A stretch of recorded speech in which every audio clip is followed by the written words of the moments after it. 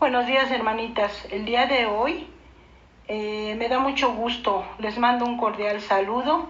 Estamos orando porque todas en sus hogares se encuentren bien, que todos sus familiares tengan salud, hermanitas. Son nuestras oraciones de cada día, que toda su iglesia estemos bien. Y pues ustedes saben que el día de hoy vamos a empezar con la primera reunión virtual, porque no habíamos tenido reuniones. Realmente la última reunión fue en enero y de ahí hasta ahora. El consistorio quiere que sigamos trabajando como iglesia, como sociedad femenil. Entonces, pues ustedes ya saben que van a ser 2 reuniones por mes y que pues tenemos que trabajar para Dios, hermanitas. Esto no debe impedirnos, lo que está pasando ahorita, hermanitas, no debe impedirnos trabajar para Dios. Tenemos que cumplir con nuestros deberes como iglesia y como sociedad femenil. Vayamos en oración para que el Señor nos dé su mensaje y tengamos corazón y mentes receptivas a su palabra. Amado Padre Celestial, Jehová de los ejércitos, tuya es la gloria, el poder, la alabanza, el honor, Señor. En esta mañana te damos gracias por esta oportunidad que nos das de poder servirte y alabar tu precioso nombre. Danos, Señor, un corazón, mente y espíritu receptivos para que en nosotras se quede tu bendito mensaje, que son palabras de vida para nosotras tus hijas y para nuestras familias. Permite que no solo seamos oidoras, Señor, sino que apliquemos en nuestras vidas diarias todas tus enseñanzas. Te lo pedimos todo esto, Señor, en el nombre precioso de tu Hijo amado Cristo Jesús. Amén. Como ya les había comentado, hermanitas, el tema que yo elegí para compartirlo con ustedes es habilitando el corazón para servir. Este tema general se compone de 5 subtemas. El primero es reconociendo tus heridas, el pasado, primera parte. El segundo subtema es reconociendo tus heridas, el pasado, segunda parte. El tercer subtema, cancelando la deuda, el perdón. El cuarto subtema es reconstruyendo los pedazos, la sanidad. Y el quinto subtema es habilitando el corazón al servicio. Bueno, el primer subtema, que es reconociendo tus heridas, el pasado, primera parte, nos dice, hermanitas, que las heridas son, según el diccionario de la Real Academia Española, es la perforación o desgarramiento de algún lugar del cuerpo vivo. Segunda definición, nos dice que es una ofensa o agravio. Y la tercera definición es aquello que aflige y atormenta el ánimo. Bueno, pues las heridas aquí nos dicen, hermanitas, que pueden ser externas o internas. Ambas son dolorosas. En este tema abordaremos las heridas internas, no las del cuerpo, hermanitas, sino las del alma, aquellas que nadie ve y que continuamente desgarran nuestros corazones. Existen personas con heridas internas profundas. Algunas personas ya las traen desde su infancia. ¿Por qué? Porque fueron lastimadas por sus padres, hermanos, amigos. Y muchas personas han reprimido el dolor y a través de los años viven como si nada hubiera pasado. Sin embargo, su carácter o estado de ánimo refleja mucha amargura. Algunas son muy sensibles, algunas personas son muy tristes. Cualquier cosita que les moleste, hermanitas, ellas se ponen mal. Les afecta en su estado de ánimo y eso lo reflejan. Porque todo lo que a ellas no les parece les produce dolor. También existen personas que desde su infancia vivieron plenamente, toda su infancia han vivido plenamente, pero en su edad adulta fueron lastimadas y viven decepcionadas, a tal grado de cerrarse a seguir confiando en las personas. En las escrituras existen personajes que con sus vidas nos enseñan que los seres humanos somos susceptibles a lastimar y a ser lastimados, a herir y a que nos hieran, consciente o inconscientemente. Tenemos el ejemplo de Isaac. Heridas por favoritismo de los padres hacia sus hijos. En esta parte intervienen Isaac, Rebeca, Jacob y Esaú. En Génesis 25, 27, 28 dice así: y crecieron los niños y Esaú fue diestro en la caza, hombre de campo, pero Jacob era un varón inquieto que habitaba en tiendas, y amó Isaac a Esaú porque comía de su casa, mas Rebeca amaba a Jacob. Esaú y Jacob eran de carácter diferente y había preferencia de los padres hacia cada uno de ellos. Isaac se inclinaba por Esaú, como sabemos, y Rebeca se inclinaba por Jacob. Esta distinción de ambos padres produjo consecuencias desastrosas entre la familia.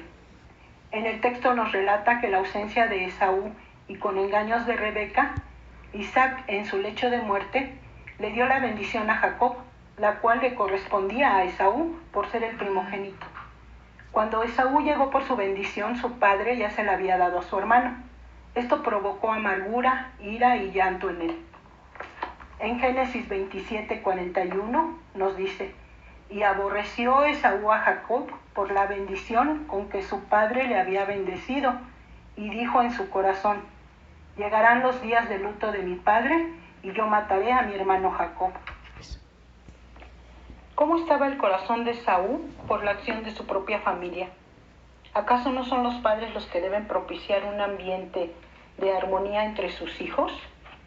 El amor de los padres hacia todos sus hijos debería de ser con la misma intensidad y demostrárselos de la misma manera, independientemente del carácter o afinidades que tengan con cada uno de ellos. Esto evitará que haya hermanos heridos y enemistados por el favor de los padres. Heridas por la violación de un miembro de la familia. Amnón, Absalón y Tamar. Los tres fueron hijos de David, pero con diferente esposa. Amnón fue hijo de Ahinoam. Absalón y Tamar fueron hijos de Maaca. Tamar era una jovencita hermosa y Amnón estaba enamorado de ella, su propio medio hermano. Su obsesión por ella lo llevó a la depresión. Pero él tenía un amigo llamado Jonadab, que era astuto y muy malicioso. Al enterarse del motivo de la depresión de Amnón, le incitó a abusar sexualmente de su hermana. Tamar vivía en el palacio y como toda doncella vivía en un lugar aislado. Con la farsa de estar enfermo, Amnón le pidió al rey David que enviara a su hermana a cocinar. El rey accedió y Tamar llegó a su habitación con el propósito de ayudarlo, pero éste la violó sin escuchar las súplicas de su hermana para no hacerlo. Después de abusar de ella, la despreció y la corrió de su casa. Y llevaba ella un vestido de diversos colores, traje que vestían las hijas vírgenes de los reyes. Su criado pues la echó fuera y cerró la puerta tras ella. Entonces Tamar tomó ceniza y la esparció sobre su cabeza y rasgó la ropa de colores con la que estaba vestida y puesta su mano sobre su cabeza se fue gritando. Esto lo dice en 2 de Samuel 13, 18, 19. La tragedia de esta historia no termina ahí, pues Absalón se enteró de lo sucedido y aunque no dijo nada sobre Amnón, lo aborreció por lo que le había hecho a su hermana. Después de 2 años, efectuó su venganza. Hizo una fiesta a la que invitó a sus hermanos y previamente ordenó a sus criados matar a Amnón. Así lo hicieron. Amnón pagó con su muerte la violación a su hermana. Hoy en día existen casos en donde las mujeres en alguna etapa de su vida fueron abusadas sexualmente por sus propios padres, hermanos, primos u otros. Hasta en las noticias salen esas cosas que pasan tan feas que los mismos familiares violan a las jovencitas o a las mujeres, a las niñas. Algunas, por miedo o vergüenza, nunca denuncian lo sucedido y guardan su secreto. Sin embargo, esto ha sido una herida profunda arraigada en sus corazones. En algunas ocasiones ha habido venganza y pago para el violador por su vileza, pero las heridas que produjo este acto no desaparecen del corazón de la mujer, porque hay recuerdos que siguen lastimando, y esas heridas no solo afectaron su vida, sino también su relación matrimonial, familiar, social. Las heridas producen recuerdos que atormentan el corazón, y el enemigo las usa para enviar dardos a nuestra mente, para engañarnos y esclavizarnos en el pasado, además de seguir fracturando nuestras relaciones familiares e interpersonales. Pero nuestro Señor Jesús no quiere que vivamos esclavizadas, ya que Él nos ha hecho libres. El Señor es nuestro sanador, pero para que Él sane nuestro corazón, es necesario detectar y reconocer nuestras heridas. Si en nuestro corazón tenemos algunas de las que hemos mencionado, o conocemos a alguna persona en las que hemos detectado algo que así haya pasado en su vida, es importante no esconderlas más. Es necesario entregarlas al Señor para que Él nos sane y seamos instrumentos de sanidad para otras personas. Ahora vamos con la segunda parte, hermanitas, de reconociendo tus heridas del pasado. Este tema se trata de personas heridas por el menosprecio del esposo. Lea fue un ejemplo. Lea era la hija mayor de Labán, hermana de Rebeca, esposa de Isaac.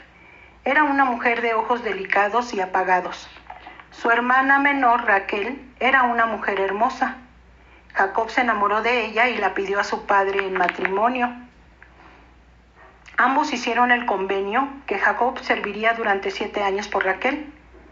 Cuando cumplió el tiempo, Jacob se casó con Lea creyendo que era Raquel, porque fue un engaño de su suegro Labán. Al darse cuenta del engaño de su suegro Labán, Jacob le reclamó, y la respuesta de este fue que le sirviera otros 7 años para poder casarse con Raquel. Jacob aceptó, y después de cumplir con Lea durante una semana, a los 7 años se casó por fin con Raquel, y su hermana fue desplazada. Lea fue una mujer menospreciada por su esposo. No era amada ni deseada. Su vida conyugal se vio empañada por el amor de Jacob hacia su hermana. Si bien es cierto que fue una mujer menospreciada por su esposo y vista mal por su hermana, jamás lo fue para Dios. En el texto podemos ver que los nombres de cada uno de sus hijos reflejan la búsqueda del amor de su esposo. En su hijo Rubén el mayor, quiere decir, él vio mi aflicción. Creía que por tener un hijo le amaría a su marido.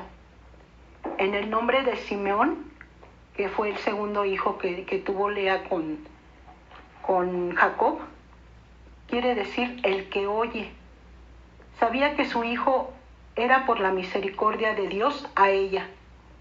Leví, el tercer hijo, quiere decir unir, amar. Creyó que su hijo la uniría más a su esposo. Lea buscó por medio de sus hijos llenar el vacío y la necesidad que tenía, pero estaba equivocada, porque no era por medio de ellos. Y el cuarto hijo, que fue para nosotros el más importante, fue Judá, que quiere decir alabar. Esta vez alabó al Señor, y al parecer ya había entendido por fin que alabando a Dios por el hijo que ella le dio, descubrió su necesidad, porque encontró su satisfacción en Dios y lo alabó. Es así como dejó de tener hijos, y después vinieron los de su sierva Silpa. Sabemos, hermanitas, que de la tribu de Judá nació nuestro Señor Jesús. En el desprecio que sufrió Lea de parte de Jacob, en los nombres de sus hijos se ve reflejado todo esa soledad y ese desprecio que sufrió por parte de su esposo. De la tribu de Judá nació nuestro Señor Jesucristo, quien también fue despreciado y menospreciado, pero no para Dios Padre. Aquí dice también, hermanitas, que Lea había perdido su dignidad por el amor de su esposo. Fue tanto el deseo que ella tenía de sentirse amada, que hizo todo lo posible por tener a su esposo con ella, a tal grado de darle a su hermana Raquel unas mandrágoras a cambio de dejarla pasar una noche con Jacob. Como Lea, hay mujeres que han perdido su dignidad por el amor de un hombre, pero pero retienen relaciones tormentosas y permiten bajezas de parte de sus esposos, insultos, golpes, violaciones, infidelidades, con tal de no perderlos y no verse solas. La palabra de Dios nos dice, hermanitas, que hay heridas por causa del ministerio. El apóstol Pablo es un ejemplo de ello. Fue un siervo prominente, misionero en toda extensión de la palabra. Su ministerio fue fructífero y en donde iba sembró la palabra del Evangelio.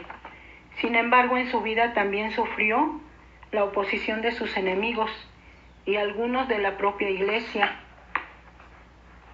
En todos los lugares donde fue, tuvo que hacer una defensa de su ministerio, porque en la iglesia de Tesalónica, en donde surgieron algunos que calumniaban y transgiversaban sus intenciones y su doctrina, Pablo hace su propia defensa y les recuerda a los tesalonicenses la realidad de lo que vivieron mientras él estuvo con ellos. Lo culpaban de delincuente por haber estado encarcelado en Filipos. Los calumniadores no solo buscaban algún motivo para desacreditar a Pablo, lo culpaban también de su falta de integridad, de impureza y engaño en su predicación, de querer agradar a los hombres en su búsqueda de conseguir fama y popularidad, de ser un dictador, pues Pablo tenía un carácter firme y al tratar con la iglesia en asuntos de disciplina, los trataba con firmeza. También lo culpaban de usar el ministerio para tener ganancias o enriquecerse. ¿Cómo se habrá sentido Pablo al enterarse de lo que se hablaba de él y de lo que lo acusaban? Seguramente produjo en él un sentimiento encontrado de enojo y compasión, tristeza e ira contra aquellos que transgiversaron todas las cosas. El apóstol no tan solo tuvo que hacer una defensa con los tesalonicenses, sino también con los gálatas, con los corintios y con todos los que cuestionaban su ministerio. Sin embargo, sabía que su lucha no era contra carne ni sangre, sino contra principados de las tinieblas. El enemigo con sus ataques quería herirlo y derrotarlo para detener la propagación del Evangelio. En la obra del Señor todos los pastores, misioneras y los que servimos al Señor estamos expuestos al rechazo y a la crítica, a la desaprobación de la gente. Solo debemos recordar que Jesús sufrió también este mismo rechazo de su pueblo. Lo criticaron, lo despreciaron, lo insultaron, lo abofetearon hasta matarlo. En el Evangelio Juan dice, a lo suyo vino y los suyos no le recibieron. Y si a él lo menospreciaron y lo criticaron, ¿qué podemos esperar nosotros que nos suceda lo mismo? Todos sabemos que los cristianos también vamos a padecer por servir a Cristo, así que no nos sorprenda. El mal puede sobrevenirnos. Nos lastimarán, nos criticarán injustamente, pero Dios no es injusto para olvidar nuestra obra y el trabajo de amor que habéis demostrado hacia su nombre, habiendo servido a los santos, sirviéndoles aún. Por lo tanto, sigue adelante en lo que Dios ha puesto en tus manos. Levántate, porque largo es el camino. Si a ti te ha menospreciado tu esposo, tus hijos o las personas a las que les hayas brindado amor, hay alguien que te ama con amor eterno, que es el de nuestro Señor y Dios, quien no nos fallará jamás y además nos va a sanar. Si te han lastimado las críticas, la oposición y el rechazo de la gente, no te preocupes. Entrégale al Señor tus heridas y perdona a tus ofensores en el nombre de Jesús.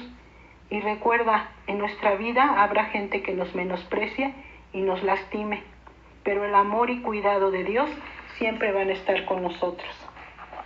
Ahora, hermanitas, pasamos al subtema del perdón, cancelando la deuda. Dice, imagínate que tienes una deuda muy grande y la obtuviste por causa de una enfermedad. Tu atención médica debía ser urgente y por esa razón tuviste que conseguir una cantidad muy fuerte de dinero. No era tu intención, pero te endeudaste. La persona que te prestó el recurso económico te dio un plazo para pagar. Tú ya estás sana y el plazo está por cumplirse y buscas la manera de reunir el dinero. Te esfuerzas, pero todo es en vano. No tienes dinero para pagar. Se cumple el plazo y ves llegar a tu prestamista y mueres de nervios. Pero, oh, sorpresa, con voz amable y tranquila te dice que tu deuda está cancelada. ¿Qué sientes con esa noticia? Sin duda te llenas de alegría y sientes que te has quitado un gran peso de encima. Así es el perdón. Perdonar es cancelar una deuda. La palabra perdón significa cubrir o quitar una culpa, liberar, dar gratuitamente. En las Escrituras existen muchos personajes bíblicos que cancelaron alguna deuda porque otorgaron perdón a sus ofensores. José es un gran ejemplo de magnitud del perdón.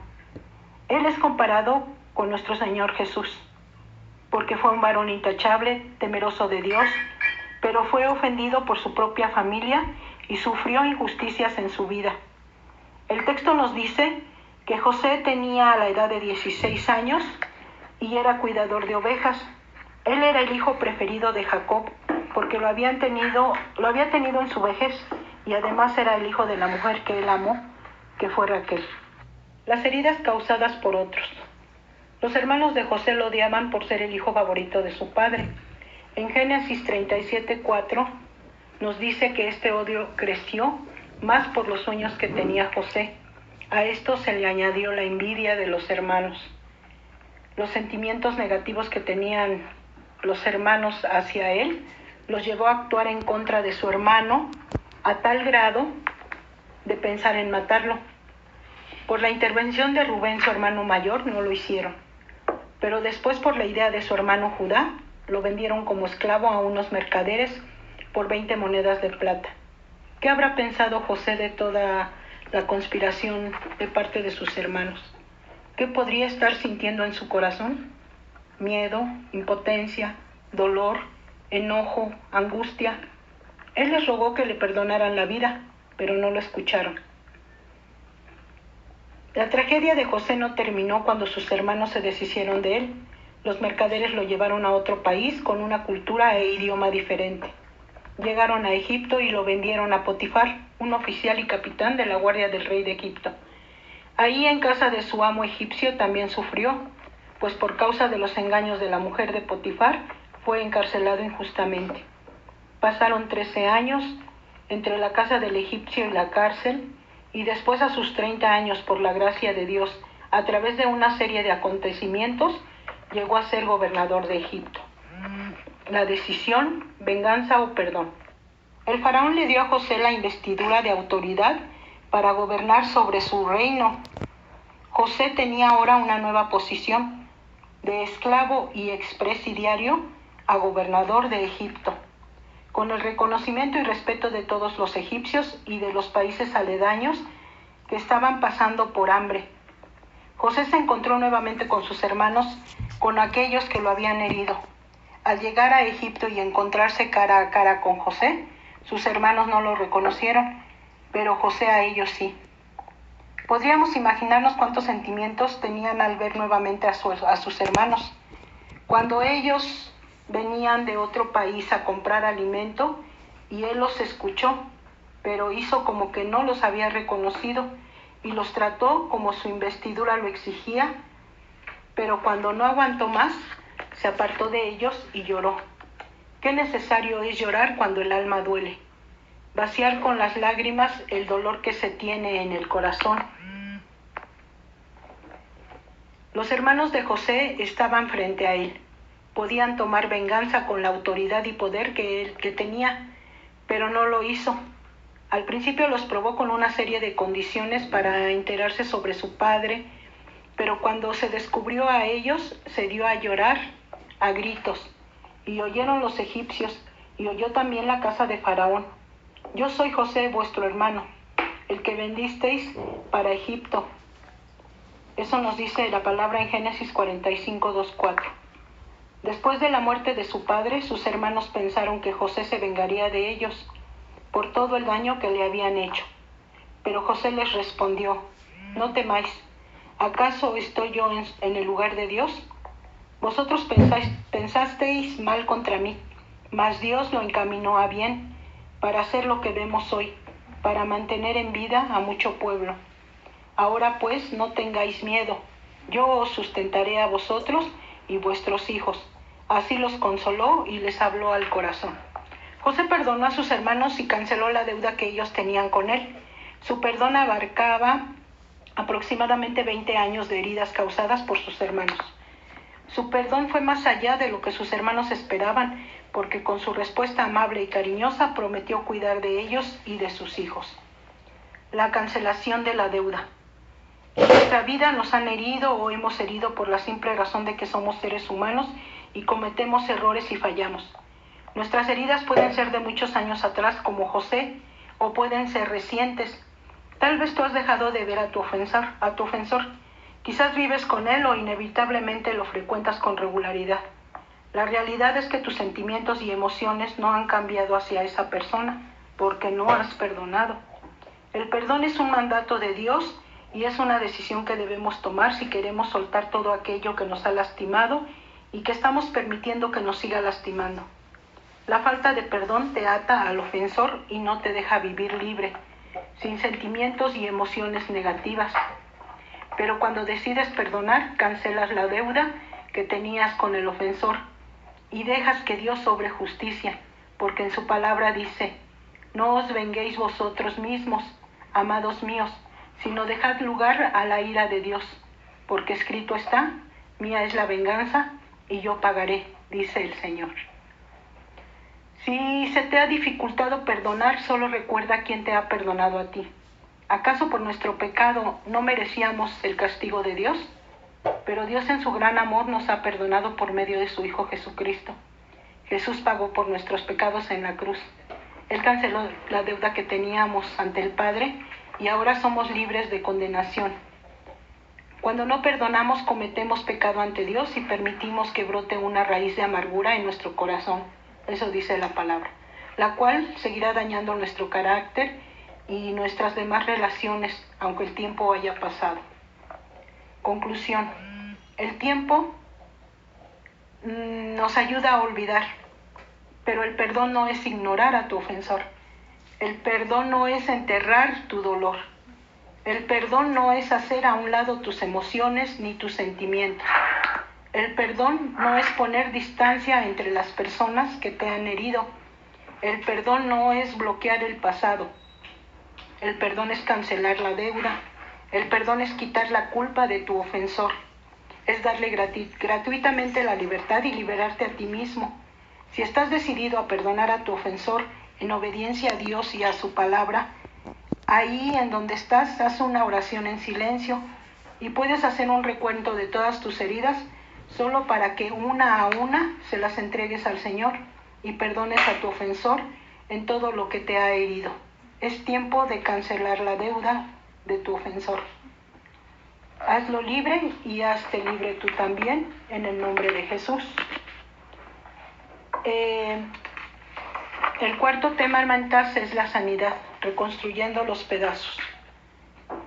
Perdonar a nuestros ofensores fue una decisión para abrir la puerta a la sanidad. Sería mentira si dijéramos que cuando perdonamos a alguien que nos hizo daño, todo queda como si nada hubiera pasado. Lamentablemente no es así. El daño que las personas han provocado cuando nos hieren, muchas veces tienen consecuencias que no se pueden borrar con el perdón. Por ejemplo, cuando por una violación nace un hijo, cuando por las infidelidades de un esposo hay otros hijos, cuando por el favoritismo de los padres los hermanos están disgustados y distanciados. También cuando por las calumnias se desacreditó a alguna persona y se regaron los comentarios como plumas en el viento y ya no es posible revertir el daño.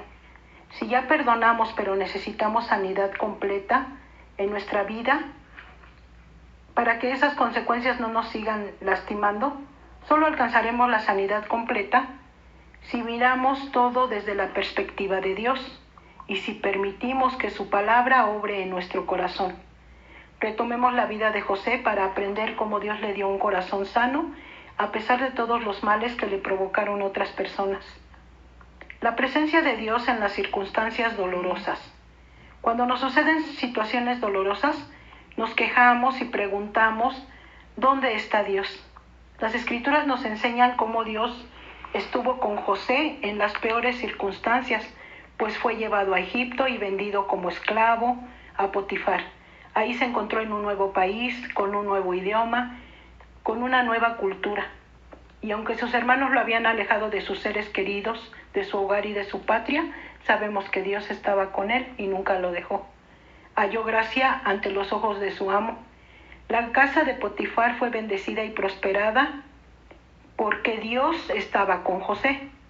Su amo vio que todo lo que él hacía, Dios lo prosperaba y lo puso como mayordomo en su casa. Halló gracia a los ojos del jefe de la cárcel. Él fue un varón temeroso de Dios. Por ello rehusó caer en la tentación con la esposa del egipcio. Fue acusado y encarcelado injustamente, pero Dios estaba con él. Pero Jehová estaba con José y le extendió su misericordia y le dio gracia a los ojos del jefe de la cárcel. Por esa misma misericordia y esa gracia, el carcelero puso a José como cuidador de los presos y Dios también ahí lo prosperó. La presencia de Dios y su gracia es suficiente cuando pasamos por diversas pruebas. Su gracia nos sostiene, nos fortalece y nos prospera a pesar de las circunstancias. La convicción de la soberanía de Dios trae sanidad. Cuando los hermanos de José llegaron a Egipto a pedir alimento por causa de la hambruna, él tuvo la oportunidad de vengarse, pero no lo hizo.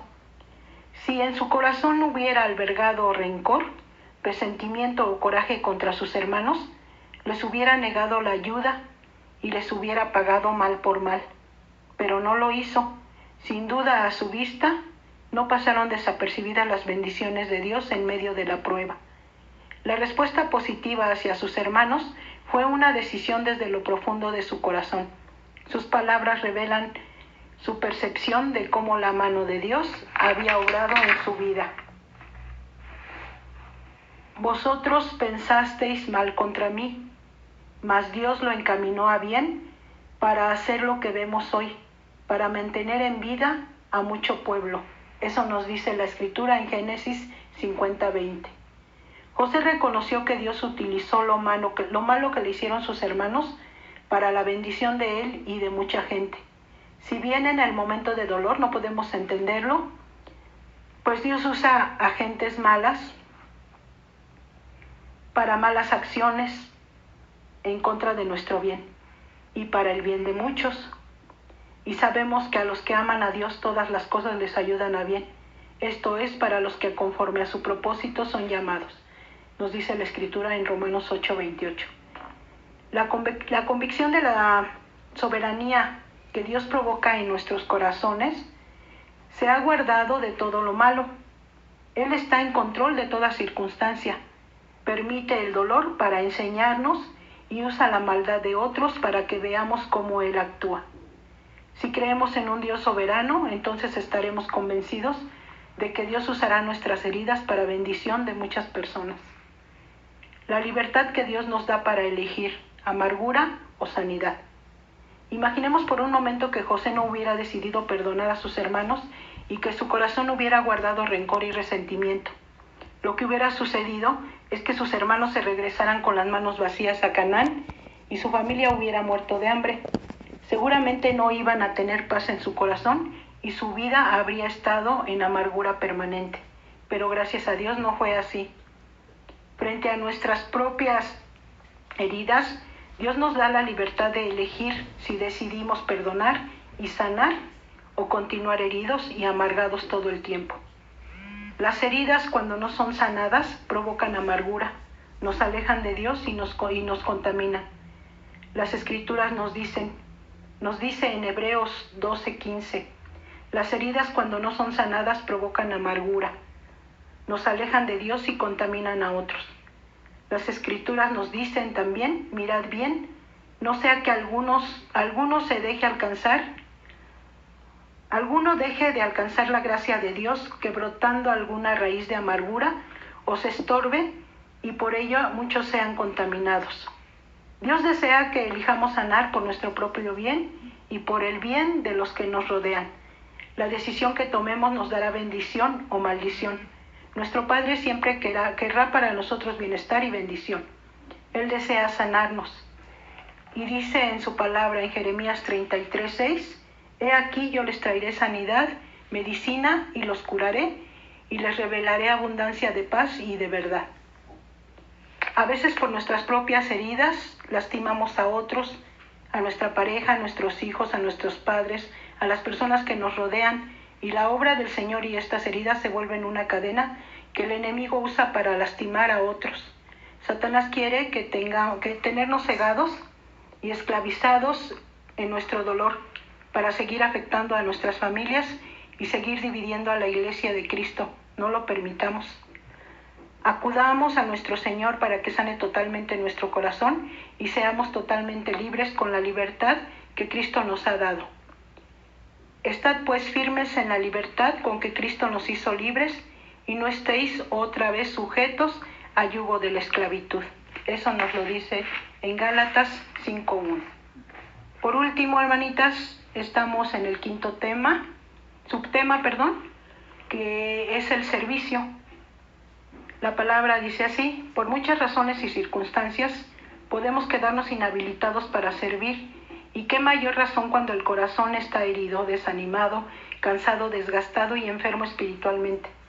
El enemigo de nuestra vida continuamente buscará la manera de desanimarnos, detenernos y entorpecer el avance de la obra de nuestro Señor.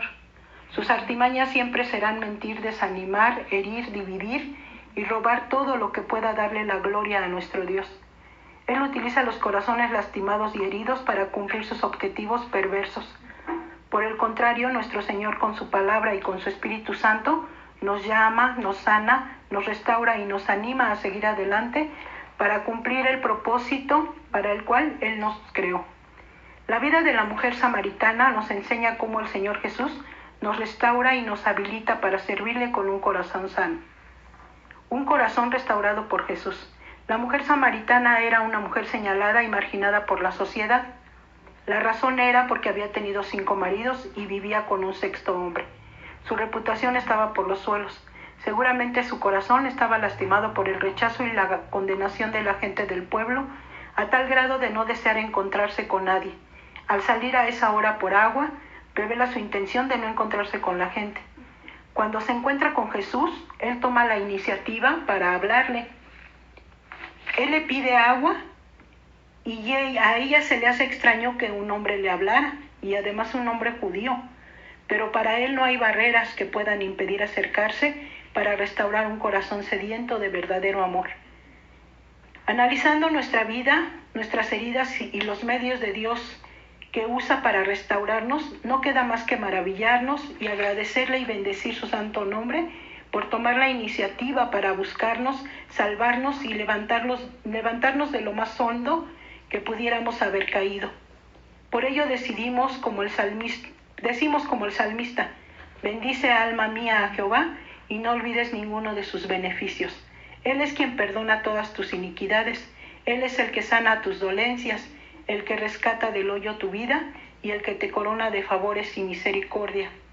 Eso nos lo dice en Salmo 103, 2, 4. Un corazón transformado por el amor de Jesús. ¿Qué nos querrá decir una mujer que ha tenido 6 hombres en su vida? ¿Qué frustración habría en su corazón? ¿Qué heridas habrá dejado cada uno de esos hombres en su vida?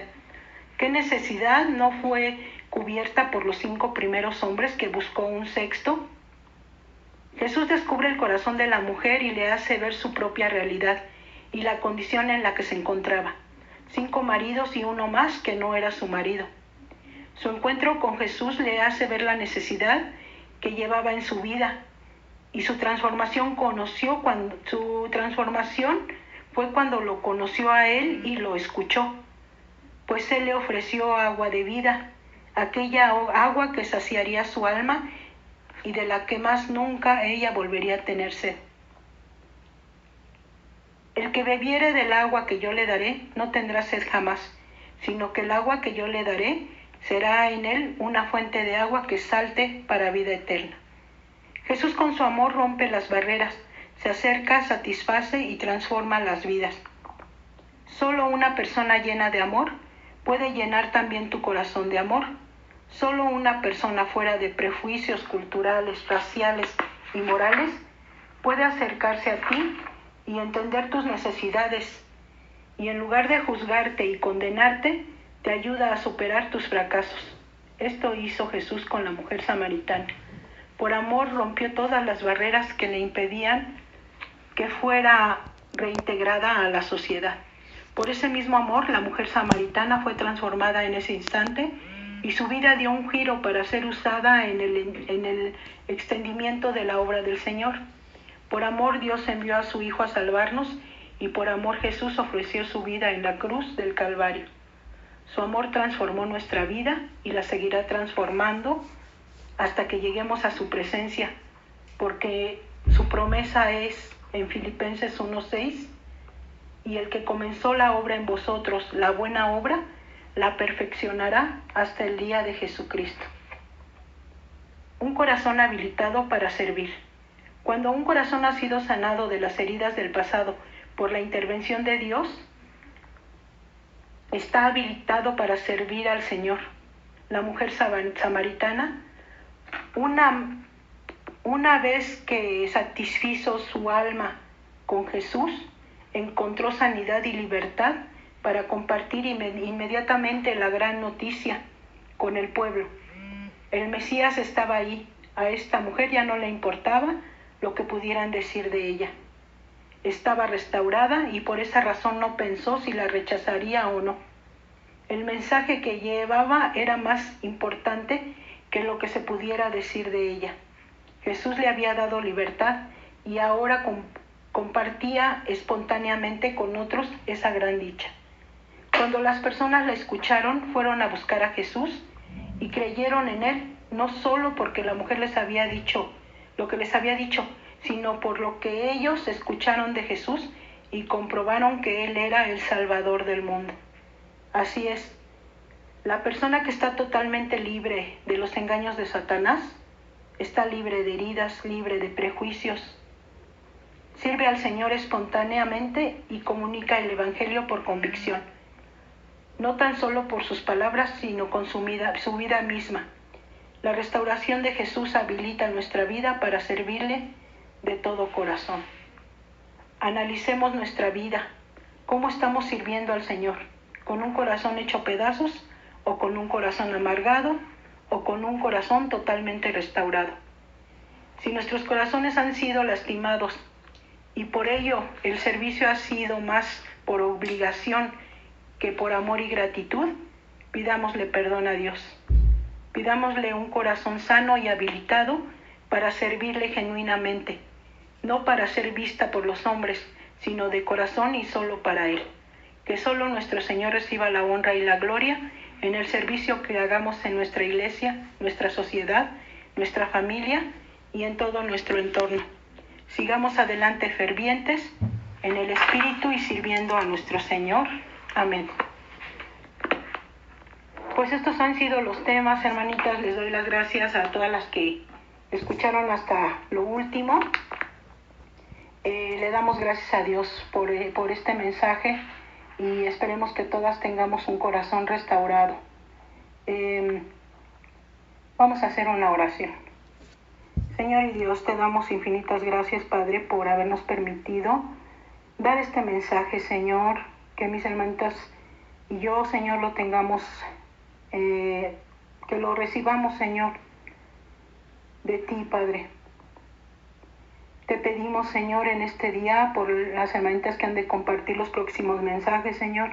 No sabemos cuánto vaya a tardar esta situación, Señor, pero sabemos que tú estás obrando en nosotros, Señor, que no nos dejas, que estás al pendiente de cada uno de tus hijos, Señor, que nos está sustentando, Padre, que está sustentando a nuestros familiares, Señor. Te pedimos por todas aquellas personas que están enfermas, Padre, que seas tú en tu infinita misericordia, Señor, con ellas. Te pedimos también por sus familias, Señor, porque sean sustentadas, Padre, porque, pues, cuando hay un enfermo, Señor, sabemos que hay muchos gastos de por medio, pero también sabemos, Señor, que si tú estás con nosotros, Señor, no va a faltar nada. Te pedimos por nuestros hermanos, Señor, que tienen que salir a trabajar aún en medio de estas circunstancias, Señor, que seas tú, Señor, dándoles la sanidad, Señor, el cuidado, la protección que ellos necesitan, Padre. Te pedimos también por todas las familias aquí representadas, Señor, por mis hermanas, y que seas tú, Señor, siempre cuidándonos. Te lo pedimos todo esto, Señor, encargando a nuestras familias en tus preciosas y benditas manos. En el nombre de nuestro Señor y Dios Cristo Jesús. Amén. Hermanitas, le damos gracias a Dios por su bendita palabra. Y les recuerdo también, hermanitas, que tenemos que guardar nuestra ofrenda de nuestra sociedad femenil. Ustedes saben que ahorita no ha habido venta de talentos, pero podemos guardar nuestras ofrendas, hermanitas, aparte de los diezmos y las ofrendas que se dan pues en el culto mayor, ¿verdad? Les doy gracias por su atención y les deseo que tengan bonita semana. Cuídense mucho. Ya saben que les mando un abrazo y muchos besos. Gracias, hermanitas. Dios les bendice.